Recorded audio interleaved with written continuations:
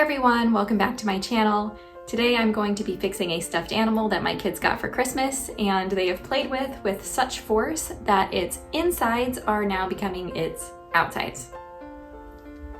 So here is what we're working with. My toddlers love stuffed animals and they have loved this one very hard. So if you're in a similar situation, hopefully this video will help you with fixing anything that you might need to repair on your stuffed animals. So I'm gonna bring you over to my desk and show you what I'm working with today. I first like to assess the situation and see what is happening.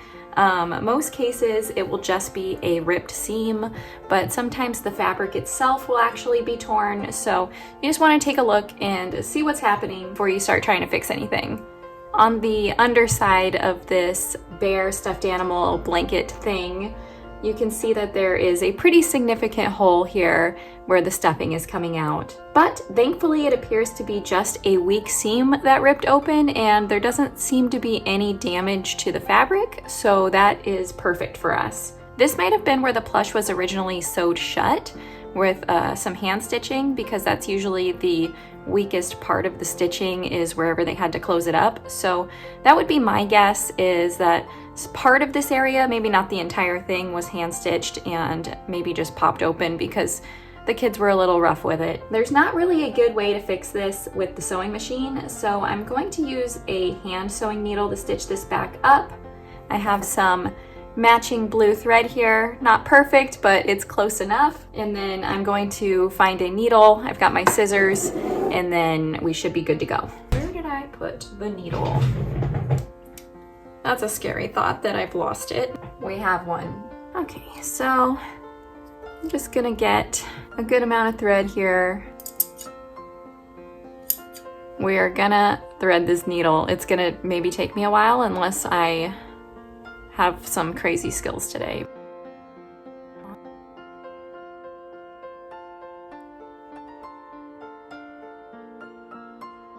Don't give up.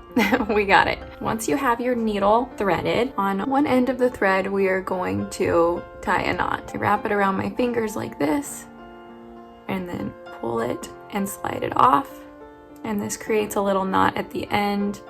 I'll do that a few times to make sure that the knot's big enough not to go through the fabric. That's going to catch the fabric when we start stitching. So one side of the thread is left untied, and then one side, the one that I have that's a little bit longer going through the needle, has a knot on the end.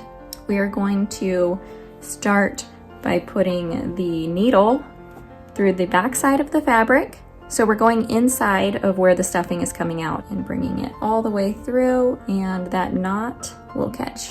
Let me see if I can get a little closer up for you. All right, so we went through the underside of the fabric here, came out the top.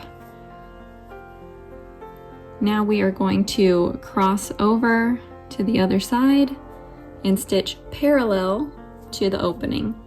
This thing's pretty fluffy, so it might be a little hard to see, but we've got one parallel stitch to the opening. We cross back over to the other side, catch a little bit of fabric here, maybe like 1/4 of an inch of fabric, and then stitch parallel, pull the thread through, and again, crossing back over, pulling that through.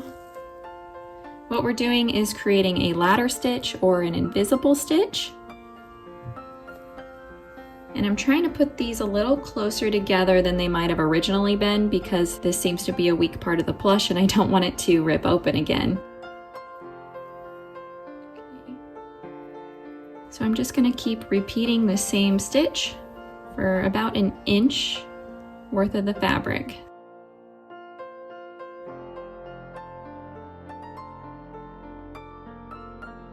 Here's what we're looking at right now. And what I'm gonna do is pull my threads tight.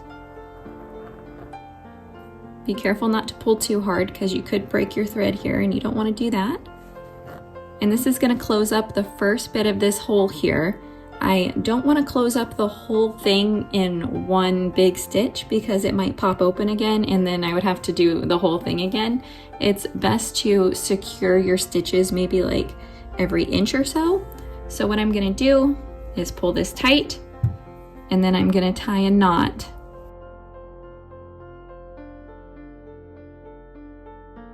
All right, so we have a little knot, and then we're gonna keep going for another inch, and then maybe do one more knot and then finish it off. All right, quick story time, and I promise that this is relevant. I remember when I was younger, one of my cousins was trying to teach me how to hand sew, and 8-year-old Sarah just could not understand what she was doing because I was really, well, I still am, really left-handed, and the majority of the world is right-handed, including my cousin who was trying to teach me. My right hand just kind of exists. It's there for aesthetics, but we don't have a lot of technical skills here. So she was hand sewing this home ec thing, but she was sewing it from right to left, the right-handed way. I could not mirror that in my mind, so I just thought sewing was the hardest thing for the longest time. As a kid, I was like, this isn't for me. Now, every time I make a video that has any sort of hand stitching in it, which is quite frequently with at least the stuffed animal videos, I'm always thinking that me showing you how to stitch up a plush left-handed is incredibly unhelpful.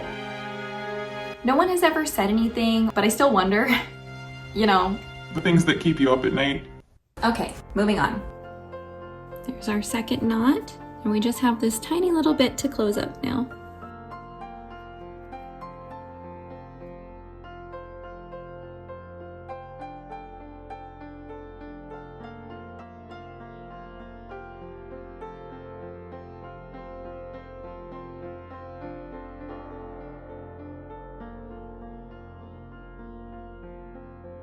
Okay, I'm tying off my last knot now. Another tip that I have when you finish off your knot is to put the needle back through the fabric and come out somewhere else, like this, before you cut your thread, because that'll just give a longer tail for your thread inside of the plush that's not visible. I think that looks good as new. I am not meant to be a cameraman, I guess.